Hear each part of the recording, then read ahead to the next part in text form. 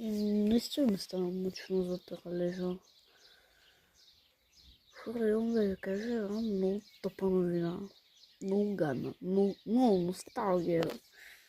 Още имам носталгия за брейновата ми. Да, ако чухте какво казах за брейновата ми, най-добре ме брейновата са, ама Лос Бурито самия дет. Откраднаха ми го. Откраднаха ми го. Бях в някакъв скапан сървър и моят приятел почти от една или от 6 месеца пича буквално дойде брат, скамна ма, вземи брейнот. Тогава имаше май някакъв евент, защото тогава беше събота, миналата събота. Имаше някакъв евент, нали, той евент, дет можем да влизаме при сами такомера смотан. Защото той яде тако бахти такомера. И бях отишъл там при него да гледам. Аз не знаех, че той джойна. Брат, открадна ми брейновата.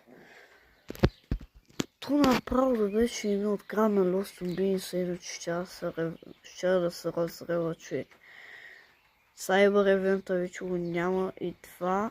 То най-рядък митик, не митик, това е най-редкия брейдрод в играта.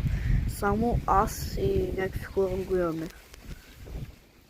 Не, само не ми кажа, че ще вали сняг. Ако ми кажеш, че ще вали сняг,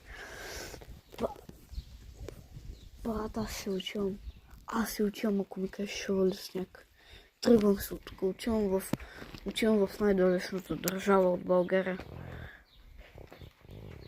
Само ми духна нещо като капки. Брат, даже това не беше и вода, не знам какво беше, ама. Още ми е мъчно за Лос Бурито, защото това ми беше най-силният брейнрод. Пича добре, че той даже не се изтича. Той силно даже не знае, че това е най-редкият брейнрод в играта Лос Бинса. Даже мога да го покажа пак. Ще направих едно видео, където се показвам брейнрод и брейнроти. Ако искате пак ще го покажа Лос Бинса. Ама се заклевам, че го имам. Само Лос Бурито съдето ми правиш 34 милиона най-големи.